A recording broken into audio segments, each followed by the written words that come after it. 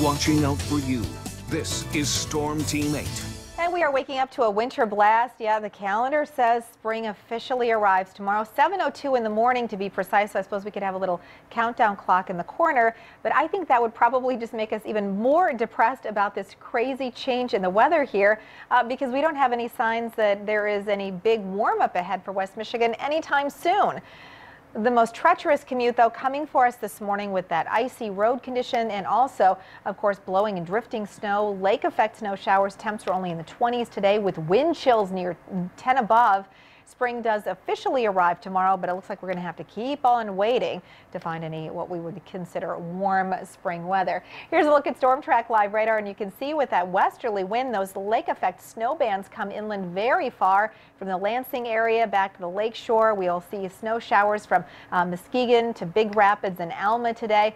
A concentration of moderate to heavy snow now from Greenville to just north of Belding, and then extending back from Rockford into the Sparta area, just east now of downtown Conklin, north of Coopersville, and we'll continue to see those snow showers throughout the entire day today. That brisk westerly wind coming across the relatively warmer waters of Lake Michigan, and we will see again at times those snow showers creating visibility issues as well, especially combined with the brisk winds. Temps are in the low to mid 20s now, and those wind chills are down in the single figures. Meteorologist Matt Kirkwood's been digging into the computer models, talking about exactly how much snow we're going to see in West Michigan and updating us on those advisories. Matt.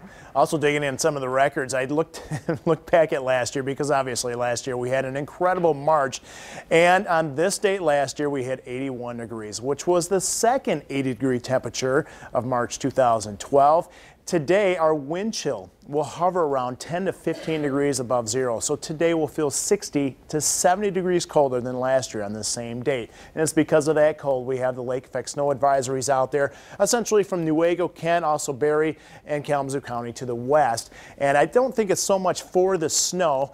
It's because we have a combination of the slick roads this morning, at least the ones that haven't been salted out there, and also because of the wind out there blowing a lot of snow across the roads as well.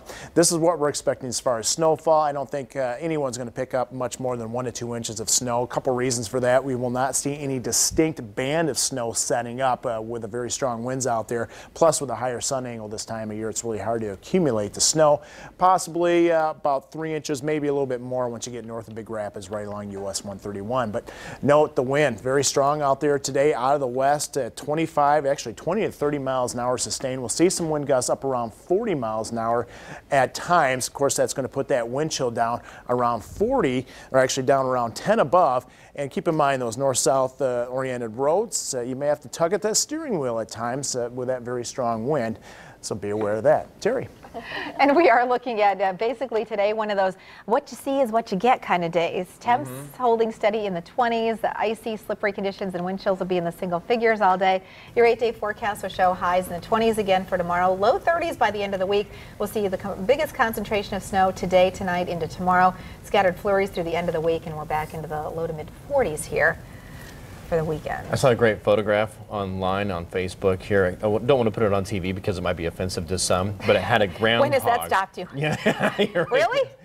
Had a groundhog and a rifle above it and said he lied. Somebody There took you him go. out, so Yeah. thank you. Those are friends at B93. Thanks, Neil and Reese.